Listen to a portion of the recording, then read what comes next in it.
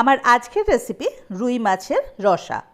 এই প্রচণ্ড গরমে যখন রান্নাঘরে আগুনের সামনে দাঁড়িয়ে বেশিক্ষণ রান্না করতে ভালো লাগে না, তখন কিন্তু এই রেসিপিটা খুব তাড়াতাড়ি করে নেওয়া যায় আর এটা খেতেও খুব ভালো লাগে।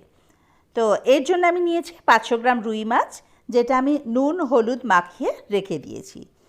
আর নিয়েছি 25 গ্রাম কিশমিশ, এটা আমি জলে ভিজিয়ে রেখেছি। আর নিয়েছি 5 টেবিল স্পুন টক দই, 100 থেকে 150 গ্রাম মতো হবে।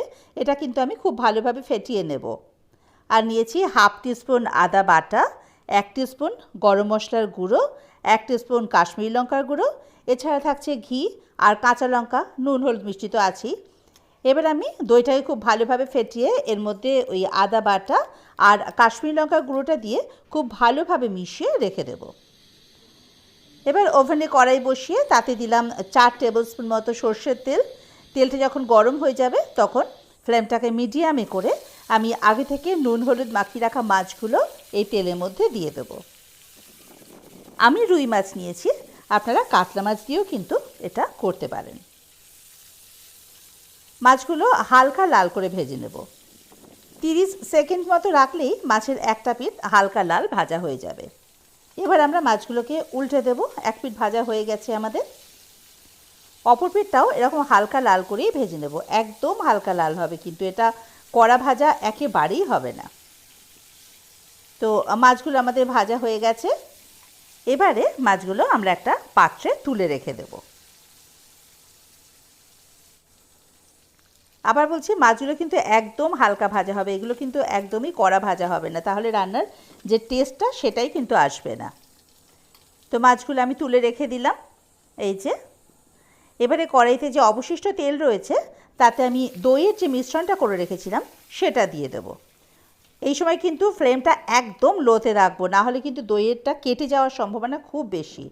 ফ্লেমটা লোতে রেখে এবারে আমি ওই দইয়ের মিশ্রণটা খুব ভালোভাবে মিশিয়ে নেব তেলের মধ্যে। এবারে ওই কিশমিশগুলো এর মধ্যে দিয়ে দেব। খুব ভালোভাবে আবার নেড়ে চেড়ে এর মধ্যে আমি নুন হলুদ মিষ্টি দেব। আমি দিয়েছি 1 টিস্পুন নুন, 1 টিস্পুন হলুদ আর দিয়েছি 2 টিস্পুন চিনি। যেহেতু আমি টক দই ইউজ করেছি তাই মিষ্টিটা আমি কিন্তু বেশিই দিয়েছি, আপনারা কম খেলে একটু কম দিতে পারেন। এবারে সব কিছু আবার খুব ভালোভাবে মিশিয়ে নিয়ে যেই একটু ফুটে উঠবে তখন আমি আগে থেকে ভেজে রাখা মাছগুলো এর মধ্যে ছেড়ে দেব। এবার সব মাছগুলো এর মধ্যে দিয়ে দিয়েছি। সব কিছু আবার খুব ভালোভাবে একটু মিশিয়ে এর মধ্যে আমি চেরা কাঁচা লঙ্কাগুলো দিয়ে দেব।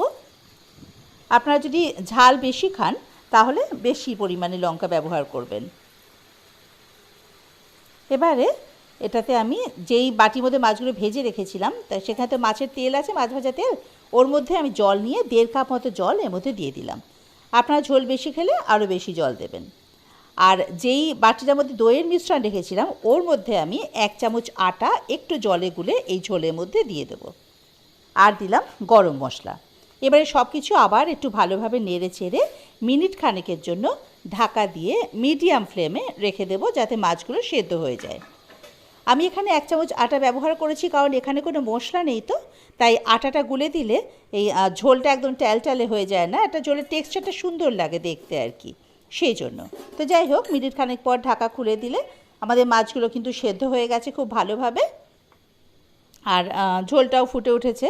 এবারে আমি গ্যাসের ফ্লেমটাকে হাই করে দেব। হাইতে দিয়ে 1 টেবিল স্পুন ঘি এর মধ্যে দিয়ে দেব।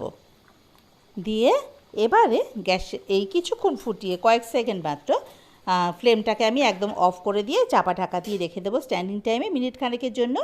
মিনিট খানেক পর রেডি আমাদের রুই মাছের রসা। এবার আমাদের এটা সার্ভিং বলে নামিয়ে রাখার পালা। এটা আমি শিখেছি আমার শাশুড়ি মায়ের কাছ থেকে, উনি আবার শিখেছেন তার মায়ের কাছ থেকে, কাজেই বহুত পুরনো এই রেসিপিটা। তো যাই হোক, আপনারা কিন্তু বাড়িতে অবশ্যই এটা বানিয়ে খাবেন, আর কেমন লাগলো আমাকে কিন্তু অবশ্যই কমেন্ট সেকশনে জানাবেন। আমার চ্যানেলটা সাবস্ক্রাইব করে আমার পাশে থাকার অনুরোধ রইল, আর আমার অন্যান্য রান্নার রেসিপির আপডেট পাওয়ার জন্য বেল আইকনটা কিন্তু অবশ্যই প্রেস করে দেবেন।